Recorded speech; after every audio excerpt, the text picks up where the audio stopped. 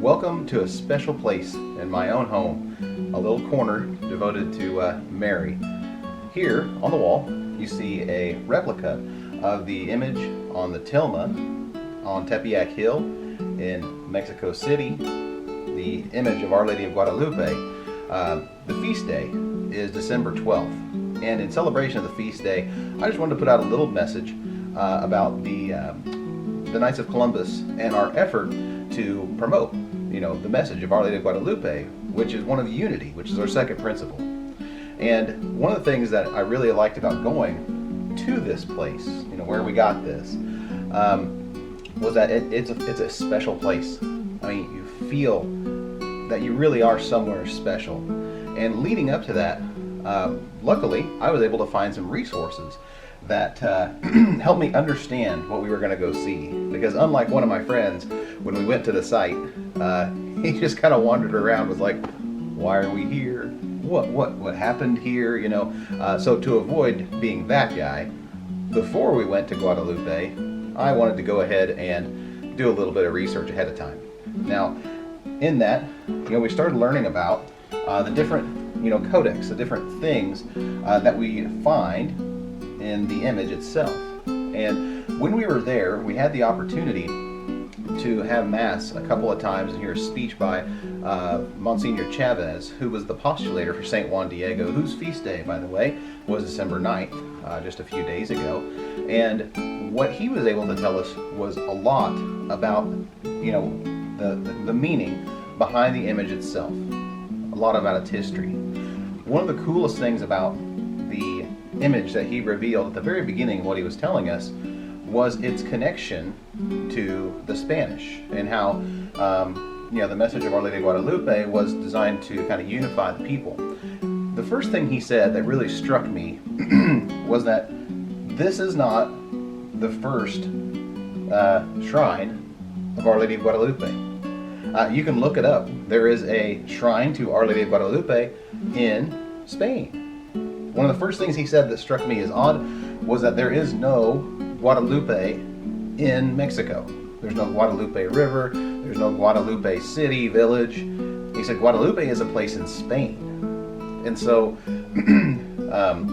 if you look, you'll find that there is a shrine of Our Lady in Guadalupe in a very well-visited region that contains a statue that was supposedly carved by St. Luke. And we're talking about basically a first-hand account, the Virgin Mary. I don't want to go into the history of that today, but I found that fascinating, so I did more reading on that. And, to further give you a little bit of proof that Guadalupe in Spain predates Guadalupe in Mexico, just as an interesting tidbit, one of the islands that Christopher Columbus visited in the Caribbean was named the island of Guadalupe. You can get a globe out and look it up right now.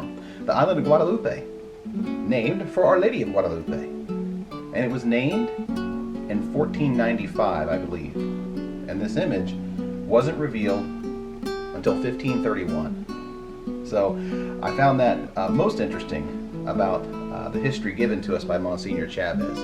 To learn more from Monsignor Chavez himself, the Knights of Columbus has made resources available to you. They've been out for a while, even though I don't think a lot of people know about it. And we've got some more I want to show you. The resource that allows you to look at what Monsignor Chavez says himself is actually available on Amazon Prime. So if you have Amazon Prime, you can go to Prime Video and you can find this. Guadalupe, the Miracle and the Message, narrated by Jim Caviezel. It goes on and off Prime viewing, but right now it's included with ads.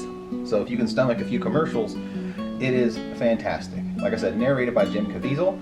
And while I'm on it, since you're in Amazon, you can look down and you can see, what's other customers always watch. All these Catholics watching shows, right? There's another one about Guadalupe and the image. There's another one about Fatima.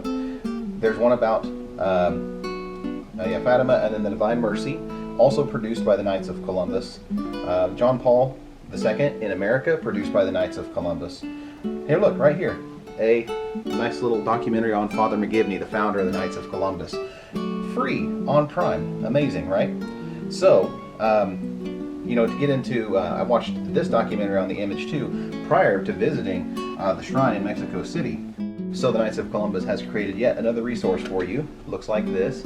This is a printable PDF that we're putting out as part of an initiative. We're launching a new website that's an extension of our Supreme website, specifically designed to educate people about the tilma, about the message of Our Lady of Guadalupe.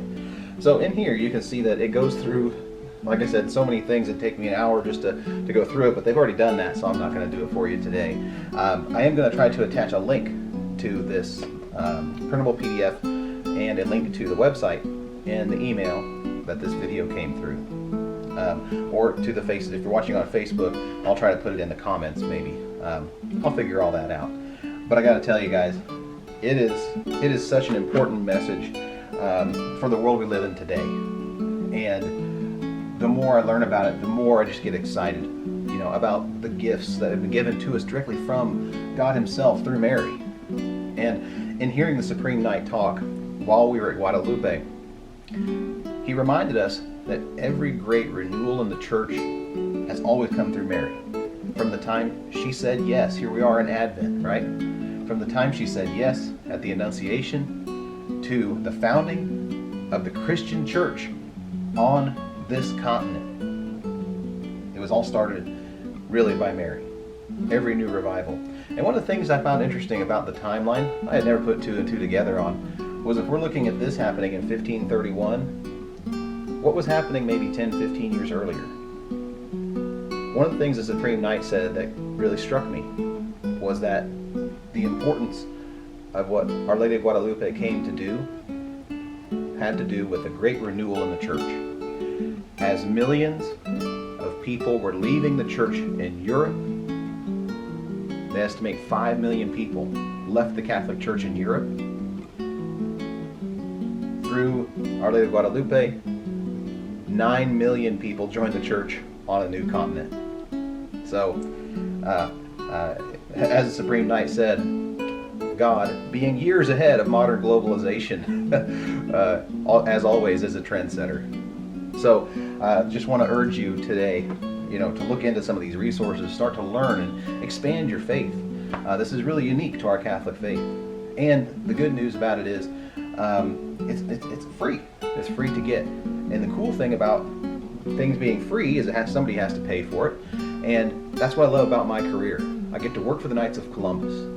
I get to work for an organization that helps Catholic families when they really need it most. And it's through that insurance operation that we have the resources available to do things like produce videos, documentaries about Our Lady of Guadalupe, Our Lady of Fatima, the Face of Mercy, Divine Mercy, John Paul II, to open the John Paul II Institute, to have an entire website devoted to Our Lady of Guadalupe. So I'm happy to be a part of an organization and to work for an organization that uses its resources in such a way, rather than just getting a football stadium named after us or doing more high dollar advertising. So I hope you guys will take advantage of some of the free resources available. I love to talk about this subject. If you want to talk to me about it, give me a call. I will talk your ear off, I promise. Luckily, I've been able to visit both Guadalupe and Fatima.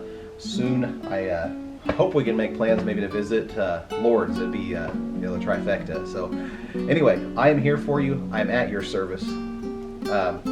Please look into this stuff and expand your knowledge. And I think you'll be pleased that you did. Thanks for listening, and Vivat Jesus.